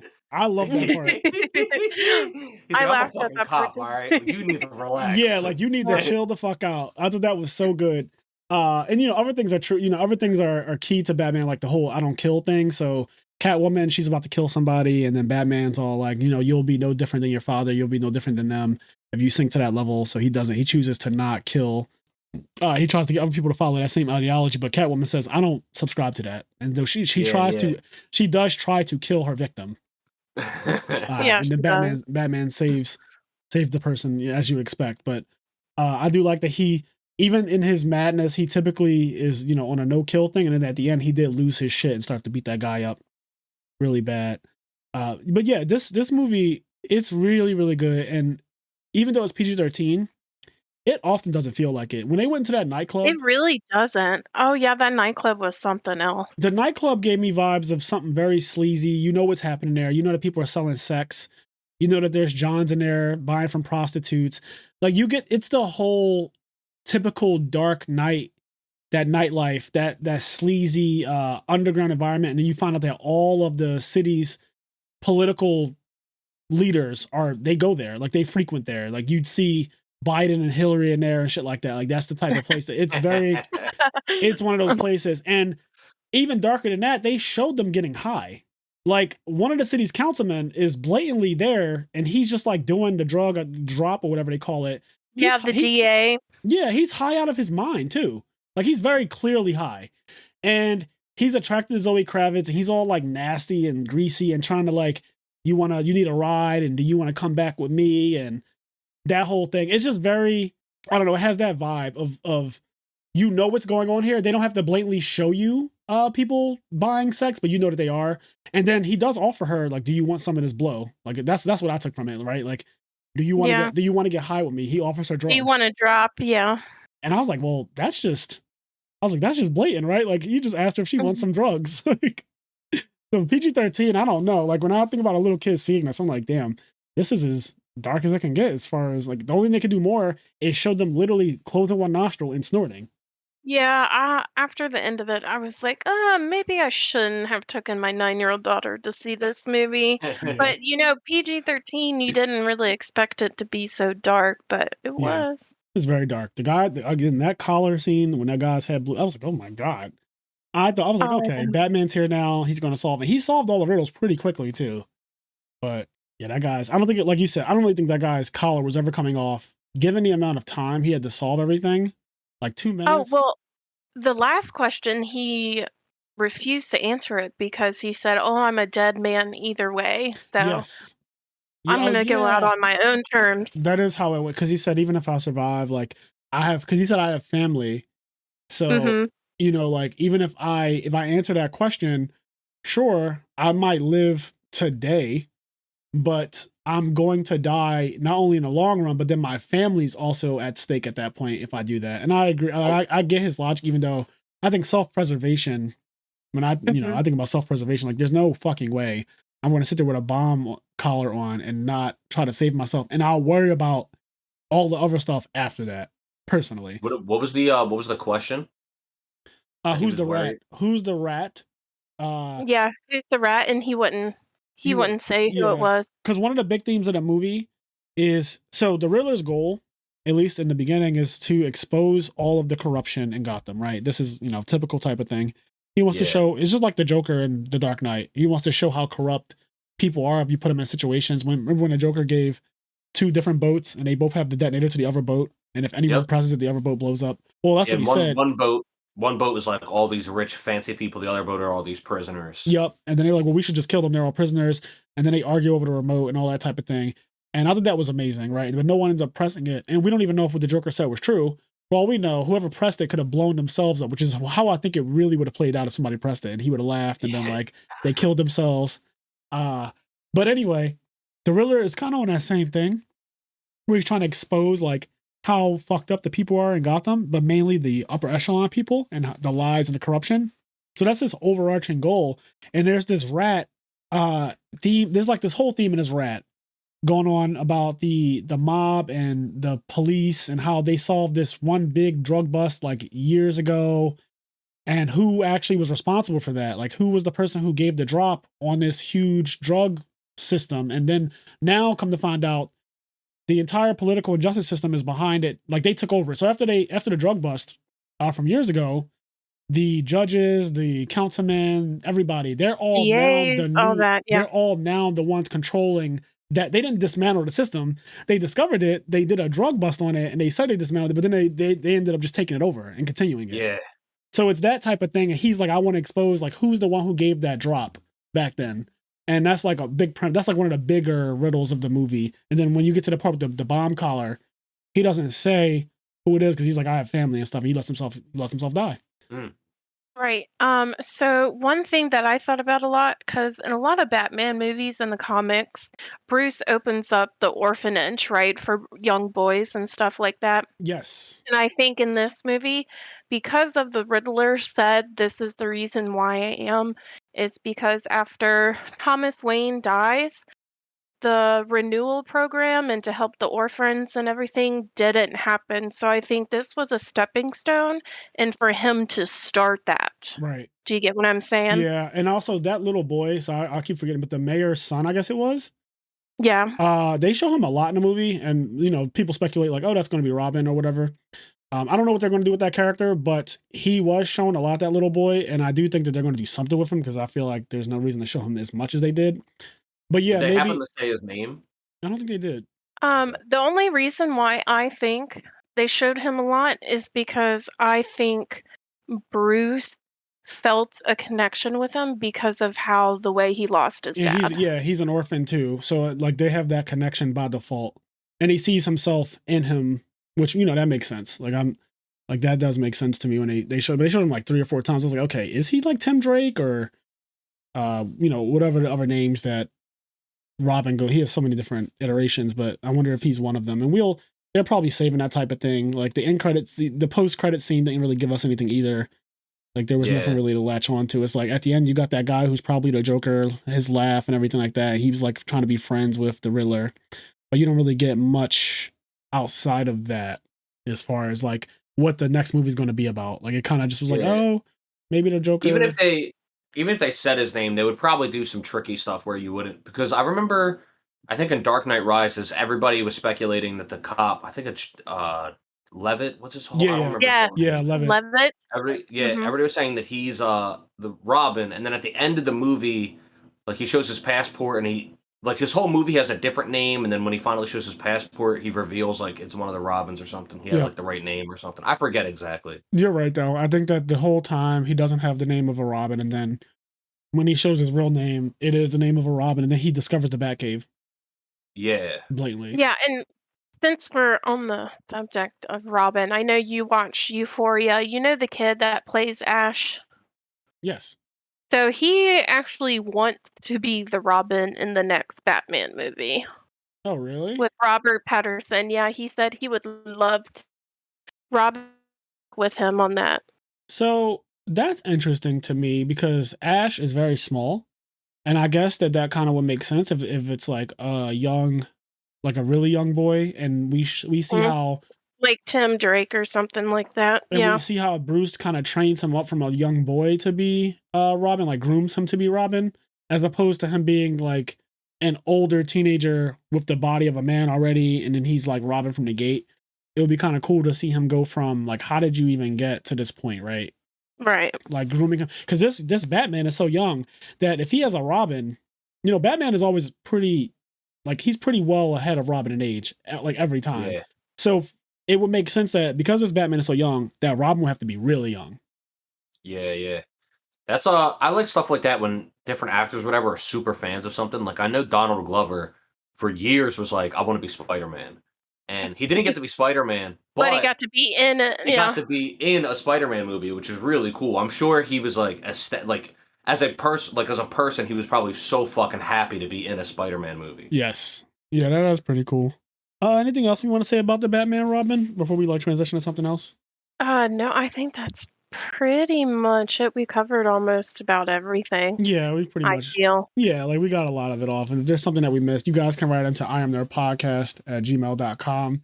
Let us know what you guys thought about the Batman, the new series. How do you think it compares to the other Batman movies? I don't really think it's a contest between this one and the older ones, except maybe the Dark Knight trilogy, because the other ones, like the one with Mr. Freeze and they don't really. They're fun. They're fun movies, but they're not. Yeah, they're campy movies. They're very campy. They're very for children. They're very childish in that way. Like they're not. They're the original. They're what PG-13 is supposed to be. Exactly. Yeah, I didn't feel this was PG-13 at all. So when I think about PG-13, I do think about Mr. Freeze and all his corny ass lines. Oh yeah. It's time to chill. Arnold for you. Yeah, all the corny. I'll be back, basically like the Terminator type of lines that the Mr. Freeze had. Because he was basically just a Terminator with Mr. Freeze's costume on. That's what he played, the same person, just with the costume of Mr. Freeze on. But those movies are very campy. Best way to describe it. I like that word. I like using that word here, campy, for the older ones. And they're fine, but they're definitely more for kids. They live up to the PG-13 thing. Whereas this movie, with the amount of death and drugs and violence and terrorist attacks and stuff like that, and blatantly seeing people be bludgeoned and taped up and all, I was like, I do not get PG-13 from this shit at all. Yeah, I almost think that, I don't know, maybe it'd be too cumbersome, but I do feel like there should be a movie rating in between PG-13 and R. Yeah, because there's a big difference between a 13-year-old and a 16-year-old. I think there is. I think it's NC-17. I think that I do remember hearing that, but I don't remember if that's because I know like on TV, television has TV 14 or whatever, and stuff like that. So yeah, I don't know. There might be, but if NC-17 is the one, because that does sound familiar, I feel like it never gets used. Yeah, that's what I'm getting to. Is there may be other ratings, they don't get used. I know why rated R doesn't get used for movies. It's just because of sales, right? When you put rated R on something, then you do cut out a lot of kids who can see it, and a lot of parents won't even take their kid to see something just because it says rated R. So by default, every single movie, just for the sake of money, if they can go without making something rated R, they will. Yeah, they did that with Deadpool though, and it turned out really good. Yeah, they made their whole marketing that, listen, bitch, this is a superhero movie that's rated R. Yeah, and I think it made it was so. And the Deadpool, I haven't seen Deadpool 2 yet, but it's Deadpool, really good. I love the first one. The first one. Also, I wanted to ask real quick on the note of Batman, and Robin, you being a huge Riddler fan, is there, if you had to suggest to me or anybody, is there a quintessential Riddler storyline that you would suggest to people to read or watch or whatever it is? Yeah, it is, hold on. I actually have. So it's this is the Riddler, and if you really want to see some really cool Riddler shit. Yes, so hold on a minute. I have to look at my comics and show you not show you, but tell you which one.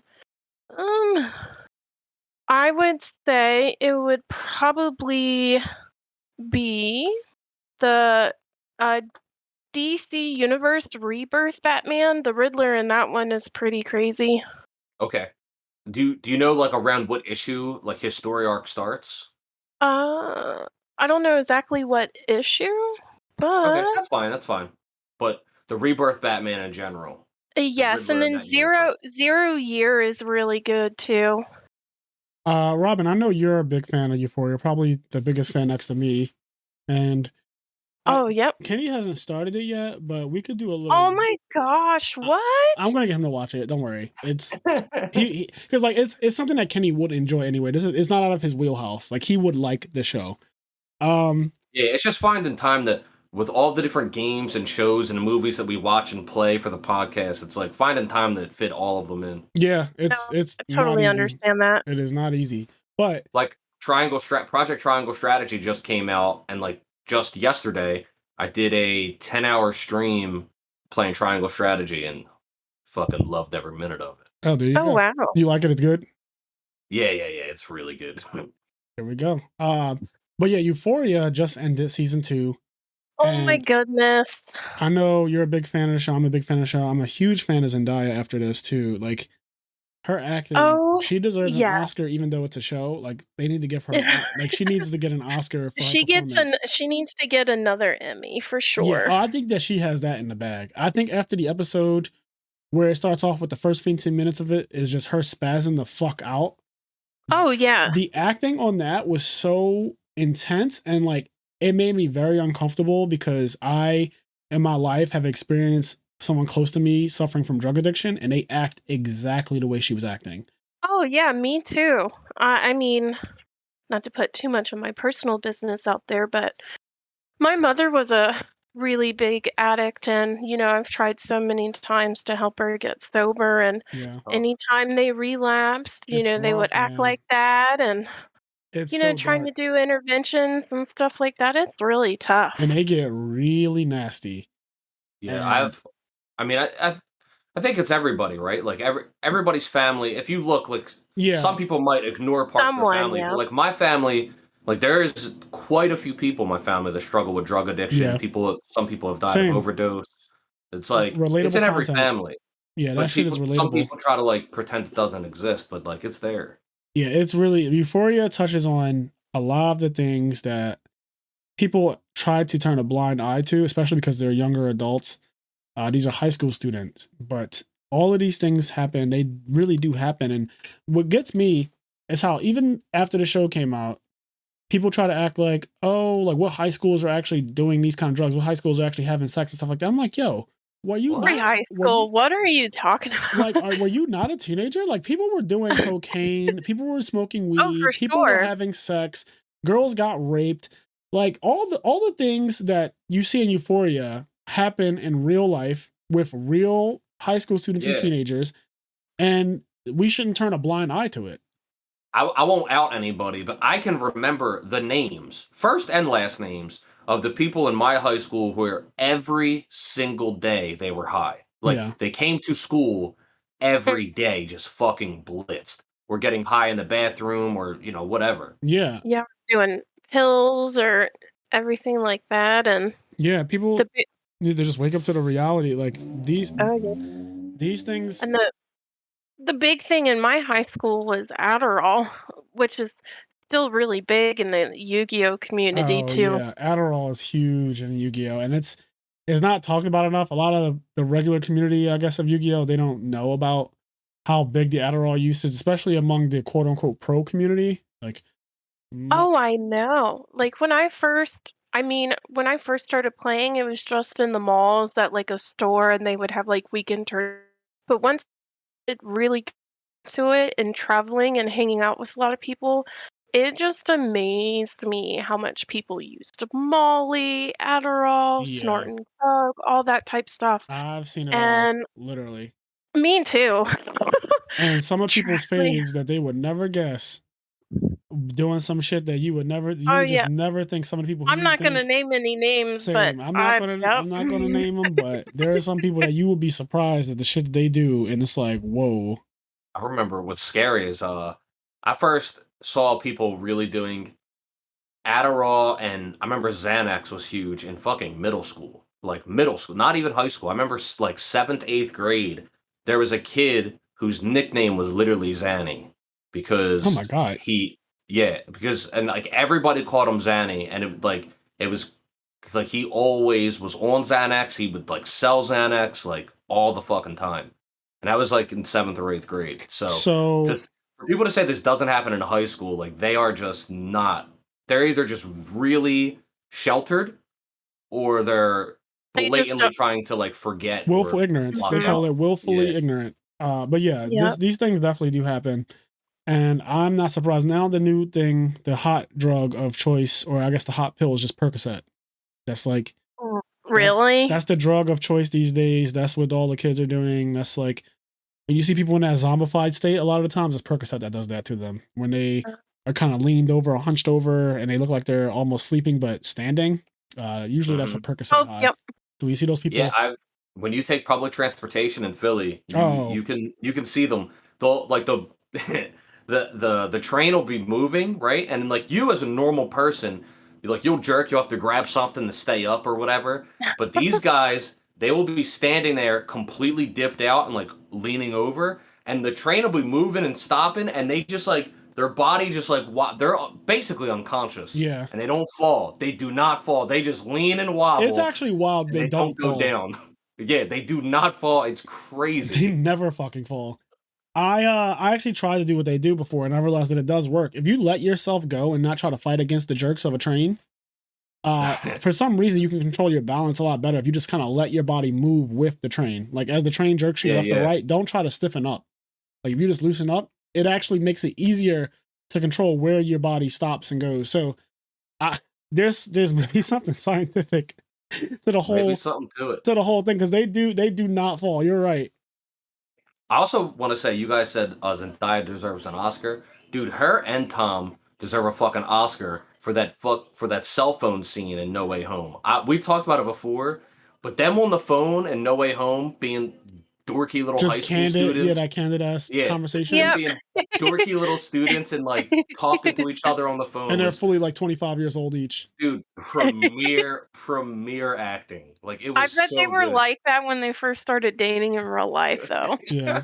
They look like, in that scene, they really did seem like two high school students who are, in a relationship, and they're just having a conversation at night, which they probably do every single night, because you know how it is, how clingy you are back then. Yeah.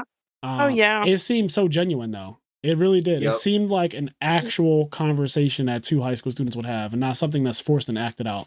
And them kind of looking around, and the way you can't look at the screen. Yeah, it was good. Very good. I love them as a couple in real life. I think they're about to buy a house together too. Oh damn, they're getting serious. Well, they've been dating pretty much since the first Spider-Man movie. They just didn't want to confirm it. Yeah.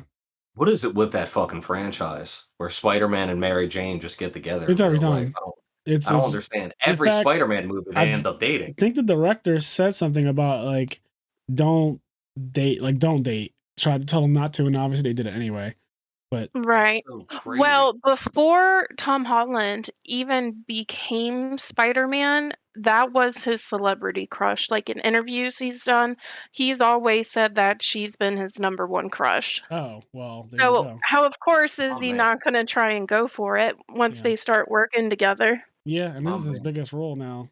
Well, I heard he's really good in Uncharted. I haven't seen that yet, but it's on my list. Me either. But there's nothing that he'll do bigger than Spider-Man is just a worldwide phenomenon. That shit is huge. But yeah, her acting is next level in Euphoria. Yeah, to me, the level, I guess the range, I should say, that she has, I just never would expect someone who plays Mary Jane or whatever, Michelle Jones. I would never expect her to be able to play such like a Disney type of side character and then go to a straight up high school drug addict who's dating like a trans person and going through all these other struggles, and it's just wild. It is such a stark contrast from her being MJ, and that's great because that's what an actor should be doing, is showing their range. She was really good in Dune as well. Oh, I love her. I love her in that. She's in Dune too. She's only in that for a brief amount of time, but I do love her in that, and I actually can't wait for the second version of that, the second part of that movie as well, because she's going to play a much bigger role. Yeah, she's from the Disney Channel, right? I think so. Yeah, she is. That's crazy. She's come a long way. Yeah. Yeah. It was Shake It Up with Belle Thorne, I think. Have you seen Dune yet, Kenny? No, I haven't seen the movie, no. I wonder if that's out on streaming service yet, because that shit is crack. That movie's really good to me. I think it's on HBO right now, I think. Okay. Isn't that what Euphoria's on? Yeah, Euphoria's on HBO. Yeah, because so for our next podcast, I'm pretty sure we're going to have the guy, I think his name is Keegan. He is one of the people who runs like the Edison format stuff, and he hosts those tournaments. He's going to be on the next episode of the podcast, so we'll have him on because there's an Edison tournament. Really cool. Yeah, there's an Edison tournament coming up. March 26th, I believe, is the date. So he's going to be on the next episode. But at some point this month, we should probably do the Dune episode if it's out. Like if it's streaming, we could sneak that into one of the.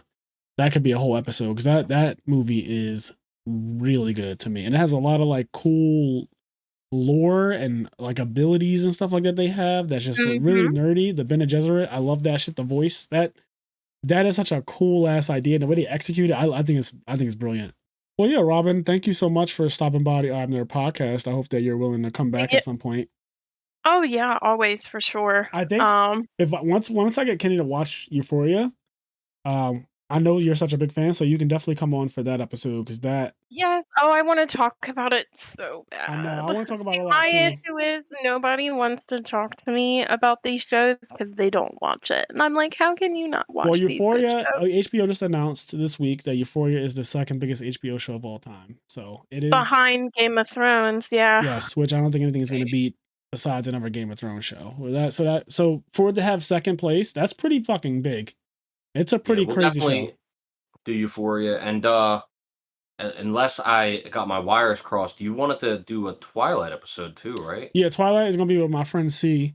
So we're going to do Twilight at some point as well. Twilight. We have a lot, we have a lot down the pipe. My Hero we just talked about yesterday. Like we need to watch the new season. I'm going to speed through that shit because I already know what happens because I read the manga, but I do want to see like what because I know they changed certain stuff in My Hero and people weren't too happy about it. And if they took anything out, I'm already annoyed because I think that part of what made My Hero's My Villain Academia arc so good is everything that I saw.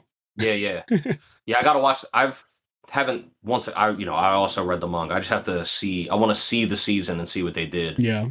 But before we go, I do need to give a shout out to our patrons over at Patreon. So we do have a Patreon at IMNerd Podcast, where you can see full-length video versions of the episodes as well as exclusive episodes that only drop on Patreon. And we have a Discord that you can join by being a patron.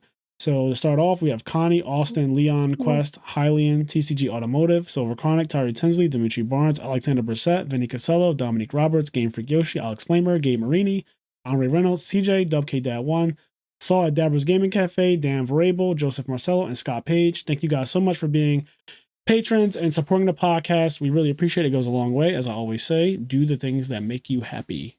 Robin, is there anywhere that people can reach you on socials if they, I don't know, wanted to add you as a friend or follow you or whatever? Yeah, they can just add me on Facebook or my Instagram. What's your Instagram? Let me get my... Hey, I think it's like Rob R9692, but let me double check. Okay. I've changed it so many times.